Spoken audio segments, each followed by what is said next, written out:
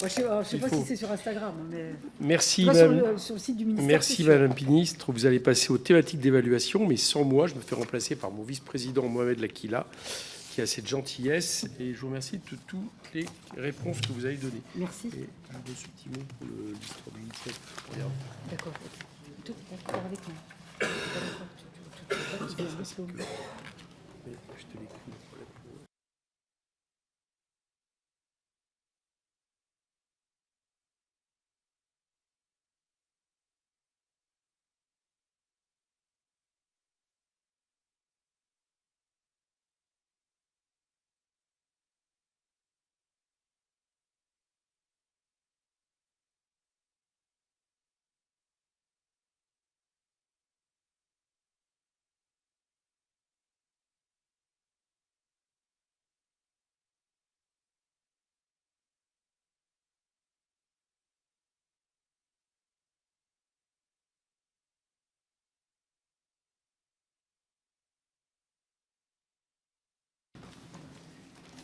Bien, madame la ministre, nous arrivons au second temps de la discussion de notre CEPP, qui va s'intéresser à la thématique d'évaluation qui a été retenue par notre collègue Alexandre Holroyd, relative aux ressources disponibles pour les établissements culturels afin de compenser l'inflation. Nous allons entendre donc notre rapporteur spécial qui a la parole pour 10 minutes maximum. Merci, merci Monsieur le Président, mes chers collègues. En 2023, Madame la Ministre évidemment, mais comme on est... En 2023, je m'étais intéressé lors du printemps de l'évaluation aux écoles nationales supérieures d'architecture. Et au terme de ces travaux, j'avais fait voter une résolution appelant à renforcer l'accompagnement que l'État offre à ces acteurs cruciaux pour la transition écologique. Et je suis ravi de voir que ceci a été partiellement fait. Cette année, j'ai voulu creuser la question des ressources disponibles au-delà des dotations publiques pour les établissements de la culture qui dépendent des crédits dont je suis le rapporteur spécial, sachant et connaissant le contexte inflationniste que nous voyons tous au quotidien. Cette évaluation porte donc à la fois sur les droits d'inscription dans les écoles nationales de l'enseignement supérieur culture et sur la billetterie du spectacle vivant public.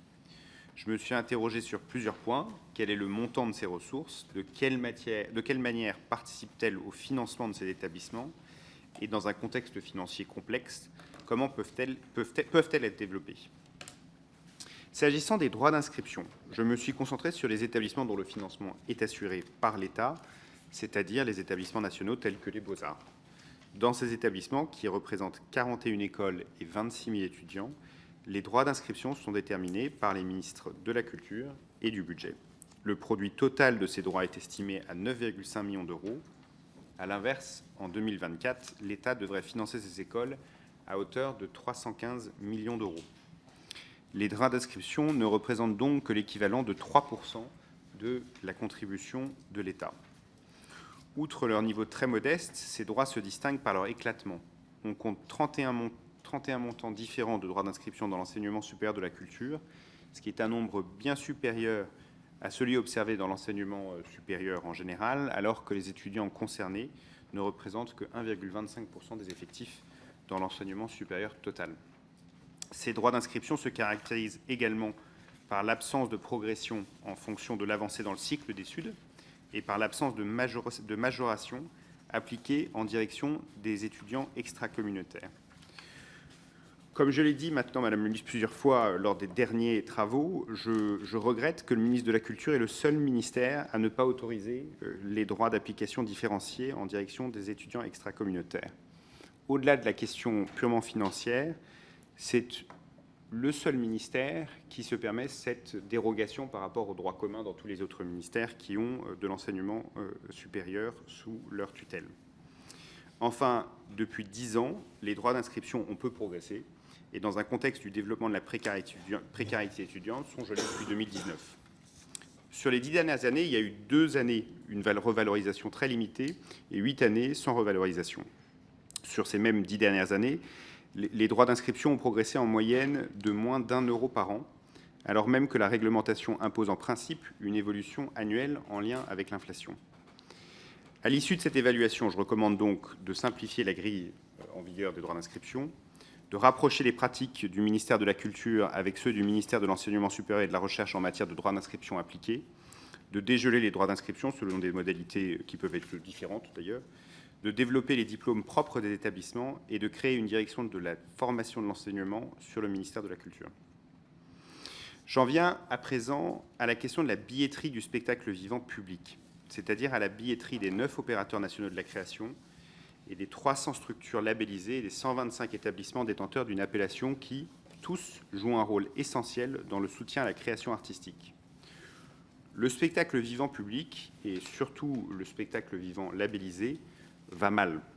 La situation financière, qui était déjà fragile en 2019, et depuis longtemps, comme vous l'avez évoqué, Madame la Ministre, est fortement dégradée.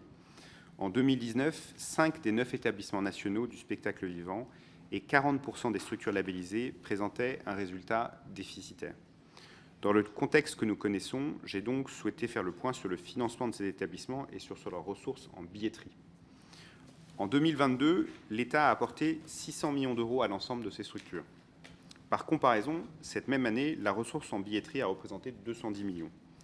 La ressource en billetterie n'est donc pas marginale, même si elle demeure minoritaire. Mais les prix pratiqués sont relativement bas, surtout dans le spectacle vivant labellisé. Sur ces bases, je me suis posé une question assez simple. Depuis la sortie de la crise sanitaire, comment ont évolué les tarifs dans le spectacle vivant ? Pour y répondre, j'ai bénéficié, et je vous en remercie, Madame la Ministre, du concours du département des études, de la prospective et des statistiques de votre ministère. Depuis 2019, la progression du tarif moyen du billet vendu est ainsi très nettement inférieure à celle de l'inflation, ou même à celle de l'évolution des salaires. Il faut noter que cette évolution tarifaire n'est pas linéaire selon la nature des établissements. Dans les 9 établissements nationaux du spectacle vivant, le tarif moyen a augmenté, alors que dans les établissements labellisés et bénéficiant d'une appellation, il a diminué. À mon sens, les orientations tarifaires suivies ne sont pas pertinentes. Quand l'inflation est forte, que les contraintes budgétaires sont réelles, que les déficits sont réguliers, abaisser des prix déjà bas n'est pas la solution. Et ce, notamment quand on sait que dans le secteur culturel, le lien entre l'évolution des tarifs et l'évolution de la fréquentation est faible. Cette faible élasticité prix est rappelée par une revue de littérature économique réalisée à ma demande par l'École d'économie de Toulouse et jointe à mon rapport. Elle est confirmée par l'étude du ministère de la Culture. Ainsi, les structures qui ont connu la plus forte baisse de leur tarif moyen du billet vendu sont celles, paradoxalement, dont le nombre de billets vendus a le plus baissé. De plus, les orientations tarifaires observées dans le spectacle vivant public contrastent avec celles observées dans le spectacle vivant privé et dans les principaux musées et établissements patrimoniaux, où les tarifs ont augmenté de manière plus nette. Si les salles de concert privées, si le musée du Louvre, si 70 sites de centres des monuments nationaux ont augmenté leur prix en 2024, pourquoi le spectacle vivant public ne pourrait-il pas le faire pour trouver des nouvelles ressources ? À mon sens, les ressources de billetterie du spectacle vivant public sont insuffisamment exploitées et mériteraient d'être développées, même si le produit complémentaire attendu sera limité.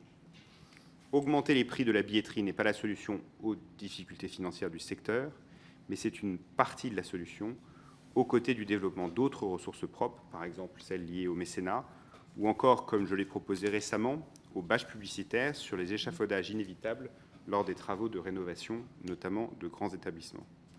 Je formule donc plusieurs recommandations destinées à permettre une revalorisation des ressources de billetterie. Pour les établissements nationaux, je crois que beaucoup a été fait et que seuls quelques ajustements sont à envisager et pour diffuser des bonnes pratiques. Pour les établissements labellisés, je crois qu'un travail nettement plus important devrait être conduit afin de réviser de manière plus significative la politique tarifaire.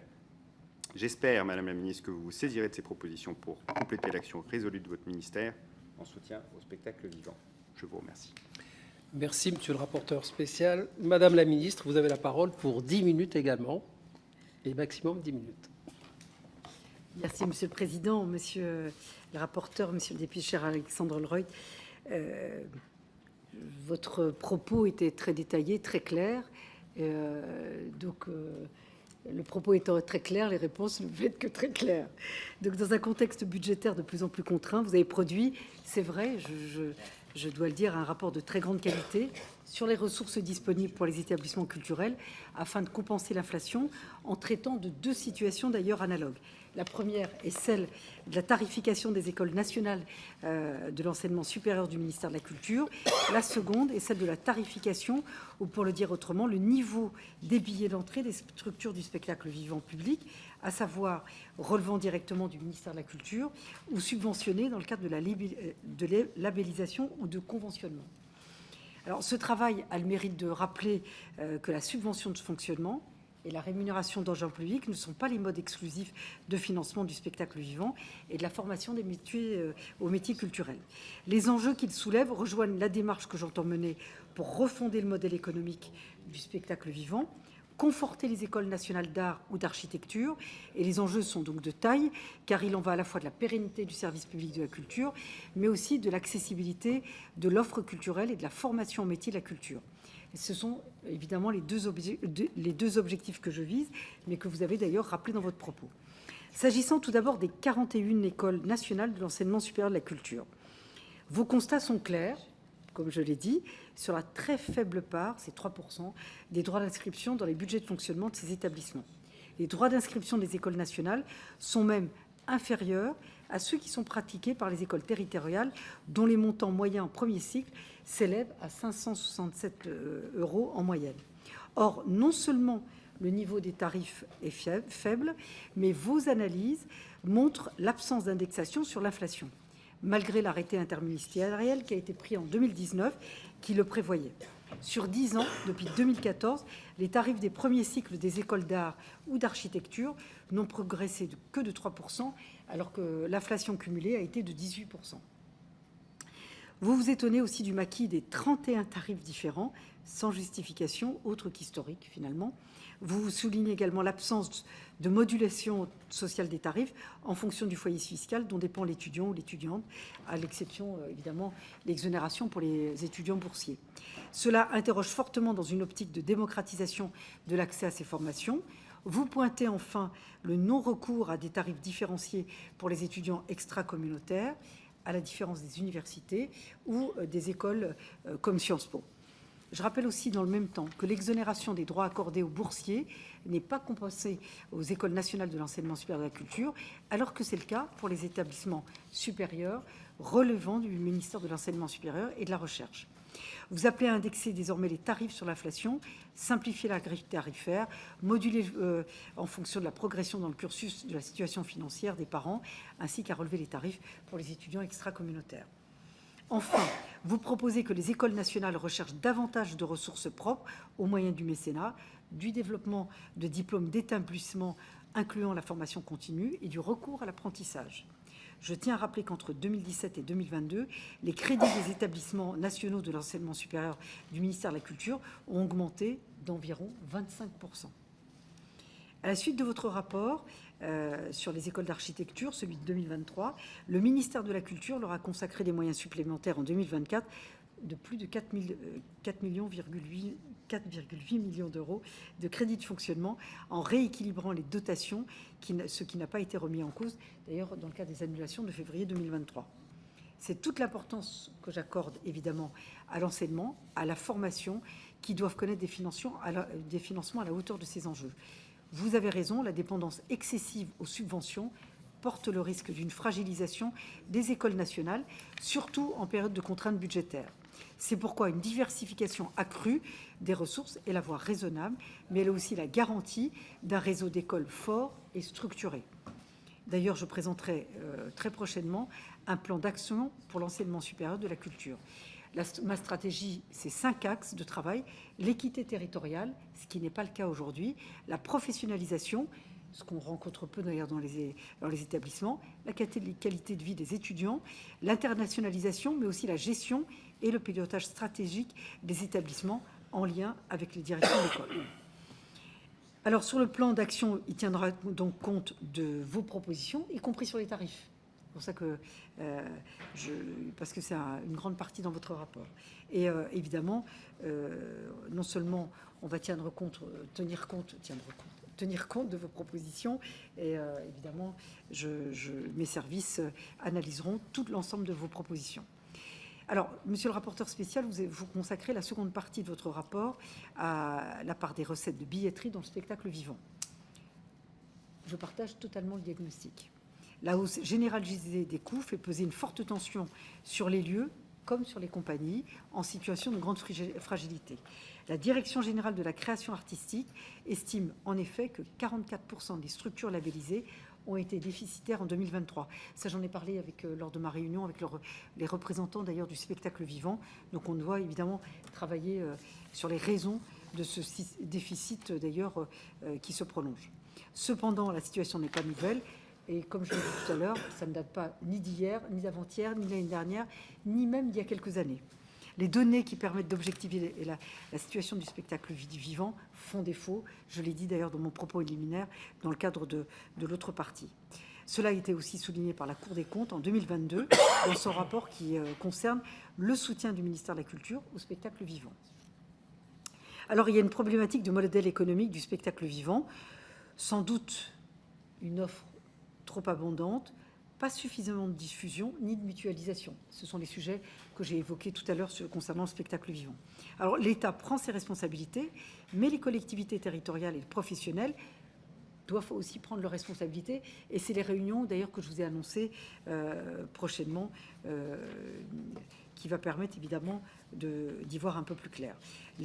Comme je l'ai indiqué, j'ai commencé les consultations avec les syndicats du spectacle vivant, les organismes de gestion collective des droits, et d'ici le mois prochain, le Conseil national, lors du prochain Conseil national des professions du spectacle, qui se tiendra le 20 juin, de manière à identifier les chantiers prioritaires à mener. Je solliciterai également les collectivités lors d'un Conseil des territoires qui se tiendra le 25 juin prochain. Donc tout ça arrive dans des échéances très proches. Donc pour revenir à vos préconisations, effectivement, les tarifs n'ont quasiment pas augmenté en pleine inflation. Alors, plusieurs explications. Tout d'abord, il n'est pas évident que la hausse des tarifs n'entraîne pas de baisse de fréquentation. Cela dépend aussi des esthétiques, des territoires et des publics. Mais une étude du Centre de recherche pour l'étude et l'observation des conditions de vie montre qu'en cas de forte inflation, évidemment, les ménages les moins aisés, le premier poste sacrifié, c'est celui de la culture. Je veux aussi souligner que sur la question des ressources propres, le levier tarifaire n'est pas le seul, puisque depuis de nombreuses années, les structures culturelles sont encouragées, dans le cadre de leur cahier des charges et de mission, à développer leurs ressources propres.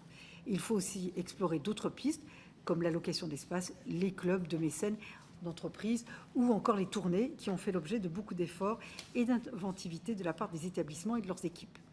Je souhaite aussi que des solutions soient trouvées ensemble sur le soutien aux équipes artistiques, sur le modèle des lieux nationaux et labellisés, leur politique des publics, mais aussi le renforcement des partenariats État et collectivités. C'est tout le sens des réunions, des échéances que je vous ai indiquées dans mon propos. Je vous remercie. Merci, Madame la Ministre.